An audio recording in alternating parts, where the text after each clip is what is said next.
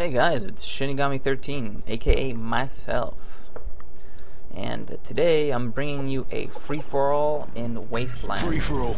I'm gonna be doing a lot of sound whoring, hence the title, so just be aware. I did like this game. I had just gotten the silencer for the tar. I don't really use the tar very often, but it's a really great gun. And I'm going to be talking about today about one of the videos that I'm actually working on right now, which is the UAV online. it's going to cover. I don't want to give it away. So I'm thinking of a way to word this, but it's going to be basically these particular traits that you need to have and work on and improve in order to be a good first-person shooter player. I don't consider myself the best first-person shooter player. I consider myself above average, and above average enough to be able to give helpful hints and tips to those who may be just starting out and stuff. So, but basically one of them deals, one of the traits that we'll be covering deals with accuracy. And, accuracy, when you're referring to accuracy on a system, like the PS3 or the Xbox, when you come from playing on the PC and you're used to using a mouse to aim, like I was, it's really hard to get used to using a thumbstick or the analog stick to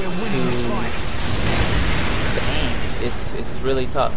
So really, accuracy in that regard is just something that you're gonna have to gain through a lot of experience, hard work, dedication, sweat, blood, I don't know, however many things you want to put onto it. But other than that, there's particular things that you do gain just from logic. How you press R1. If you tap R1 for long distances, you're gonna get a more accurate shot.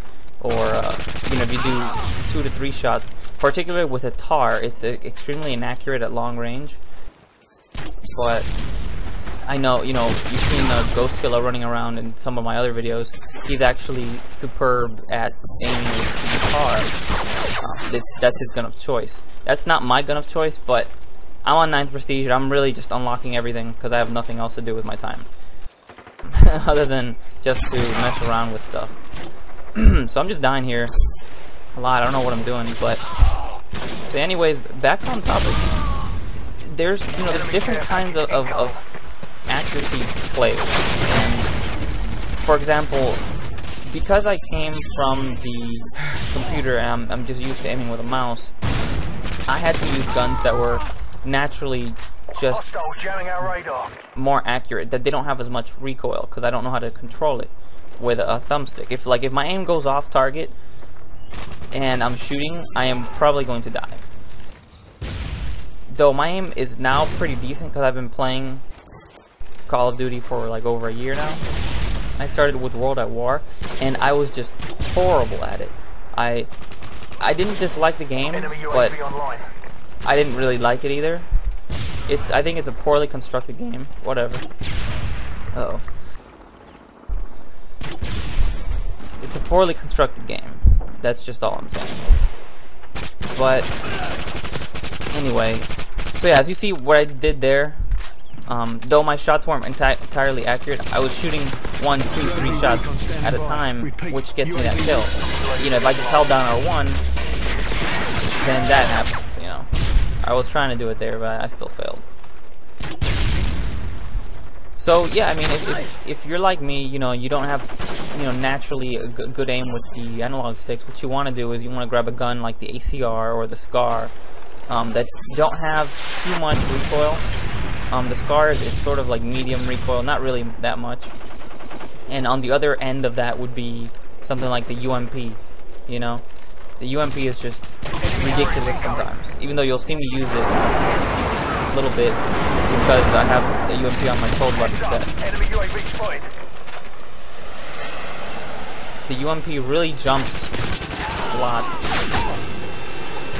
Let's see right now here, switching to my stealth set, which is a UMP shotguns and Heads up, enemy UAV spotted.